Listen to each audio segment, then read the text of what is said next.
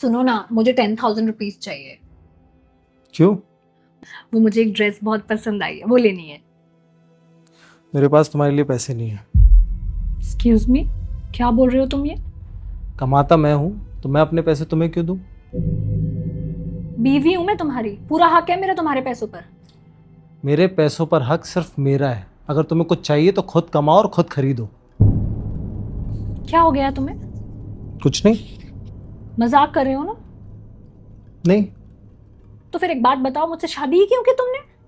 शादी का मतलब ये नहीं कि मैं तुम्हारा एटीएम बन जाऊं। पति हो तुम मेरे, तुम मुझे पैसे देने से मना कैसे कर सकते हो? जैसे तुम मेरी माँ को मना कर सकती हो। क्या बोल रहे हो तुम? इतनी भोली मत बनो। परसों माँ का कॉल आया था ना। कुछ पैसे चाहिए थे बहू। अरे कब तक मेरे पति से पैसे मांगती रहोगी? अरे अगर वो तुम्हारा पति है तो मेरा भी तो बेटा है। अरे बेटा है, एटीएम नहीं है। क्या बोल रही हो बहू? उसके पैसों पर हक है मेरा भी। नहीं, नहीं है आपका हक। उसके पैसों पर सिर्फ और सिर्फ उसका हक है। आज के बाद ना मुझसे और ना दुष्यंत से पैसे मत मांगना आप। अरे कब तक हम पे बोझ बनती रहोगी आप? पैसे चाहिए तो कुछ काम वाम कर लो।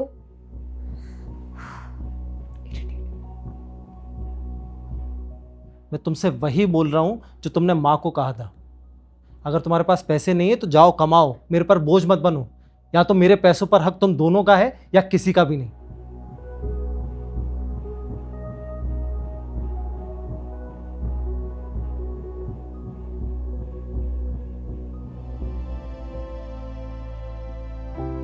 सुनो ना, वो मम्मी जी को पैसे भेज दो।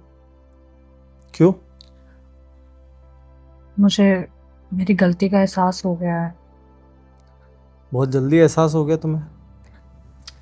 क्या चाहते हो तुम मुझसे? यही कि तुम मेरे और मेरी माँ के बीच में मत आना। माँ है वो मेरी, जन्म दिया उन्होंने मुझे। मैं मानता हूँ कि तुम मेरी वाइफ हो और तुम्हारा पूरा हक है मुझ पर, लेकिन माँ का भी उतना ही है। आज के बाद मुझे मजबूर मत करना तुम में और माँ में चुनने के लिए। तुम दोनों की अपनी अपनी जगह है मेरी जिंदगी में और तुम दोनों ही इंपॉर्टेंट हो मेरे लिए। हाँ ना, आई प्रॉमिस।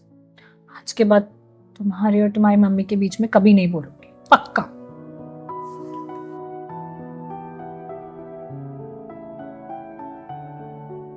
इधर देखो, ये लो 15,000 हैं। अपनी ड्रेस ले लेना और बाकी माँ को भेज देना और उनसे सॉरी बोल देना। ठीक है, थैंक यू। अब खाना मिलेगा, मुझे भूख लगी है बहुत तेज।